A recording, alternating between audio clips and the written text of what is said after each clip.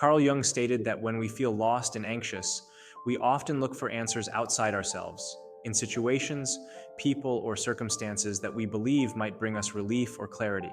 However, Jung challenges us to turn inward, as it's within ourselves that we'll find the true source of our anxiety and ultimately the answers to overcome it. Feeling lost and anxious is a state that many of us experience at some point in life. This feeling can arise from a disconnection with our purpose, or a conflict between who we are and who we think we should be.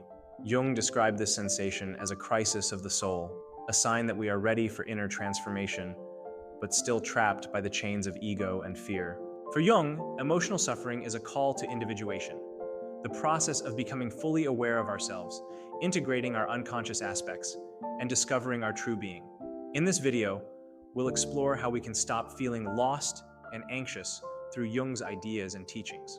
We'll dive into the concept of individuation and the importance of recognizing and integrating the shadow, those hidden parts of our personality that we often reject. We'll understand how archetypes and the collective unconscious shape our perception of the world and our sense of being lost. Finally, we'll discuss how to transform this anguish into a powerful force for our journey of self-discovery and growth.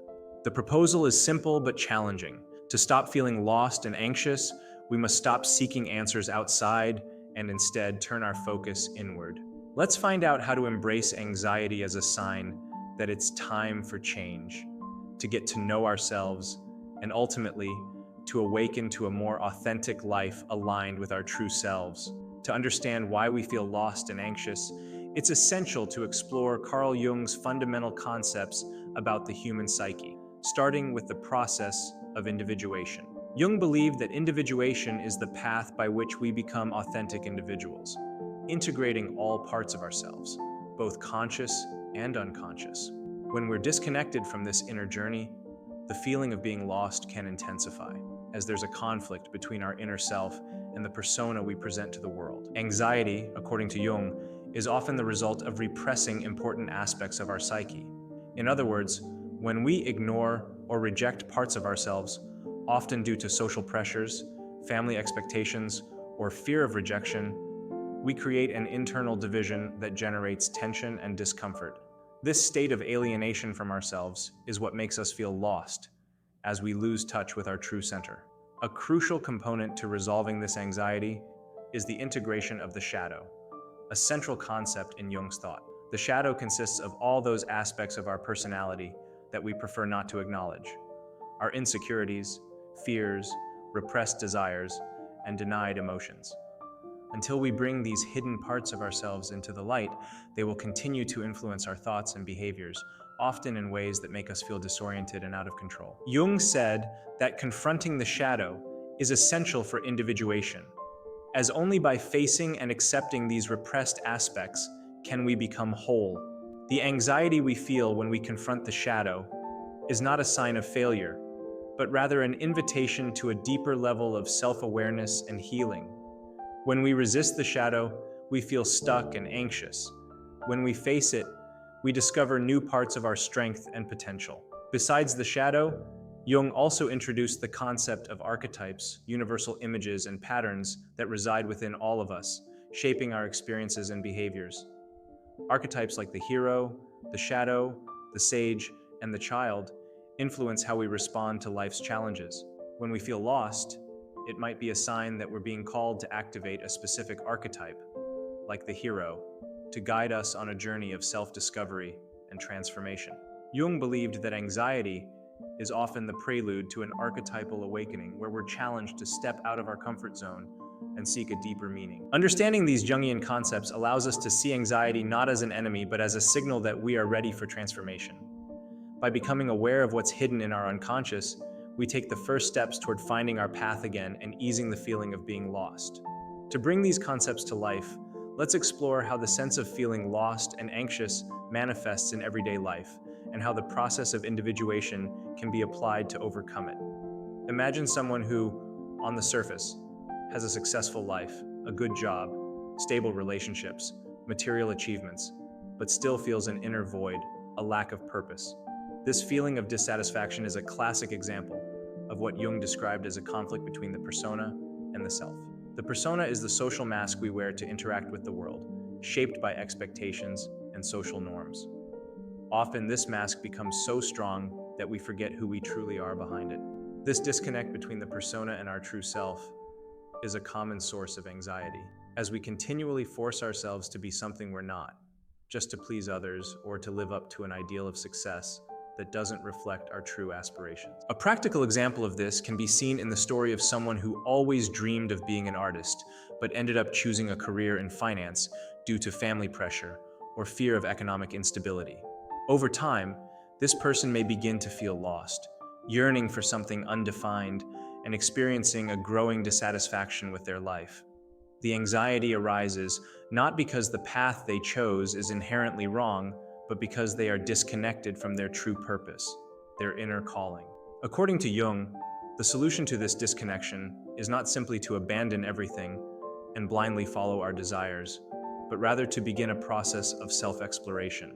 This involves identifying the parts of ourselves that we have repressed or ignored. Perhaps the person in the example could start exploring their creativity as a hobby, or find a way to integrate their artistic passion into their current life, even if only in a limited way. By doing this, they would be recognizing and accepting important parts of their shadow, in this case, the creative desire that was repressed. Another important aspect is the acceptance of uncomfortable emotions.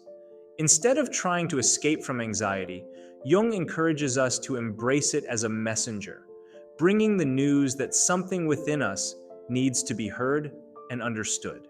For example, someone who constantly fears failure could explore where this fear originates.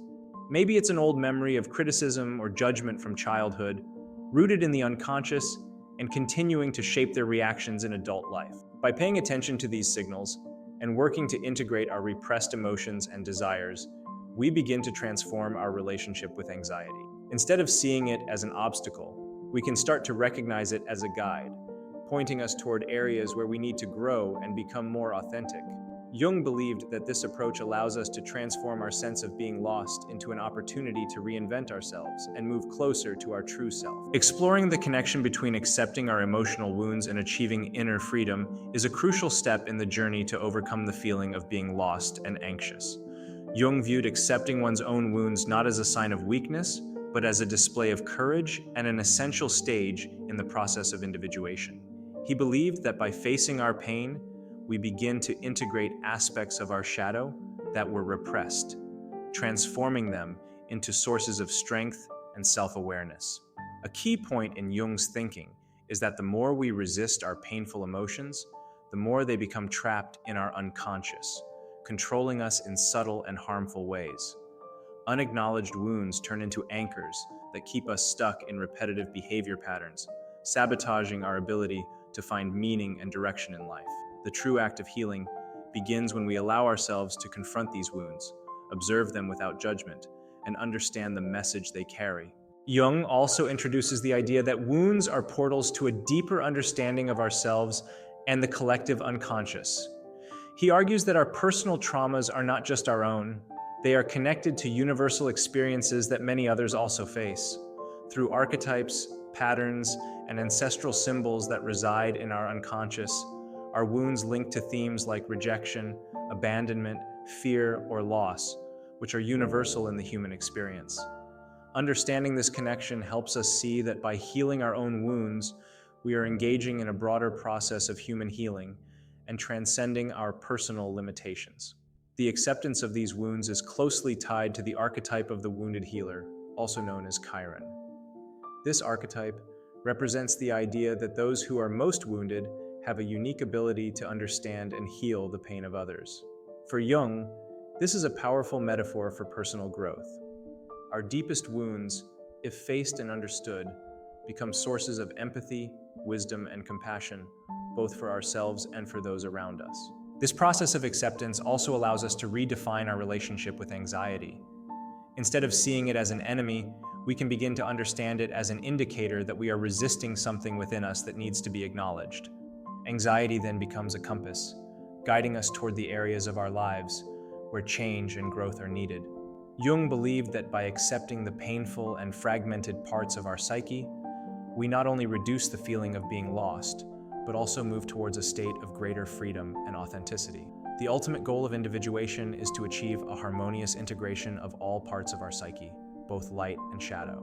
By accepting our wounds, we begin to release the psychic energy that was blocked by internal conflict, allowing us to live more fully and in alignment with our true self.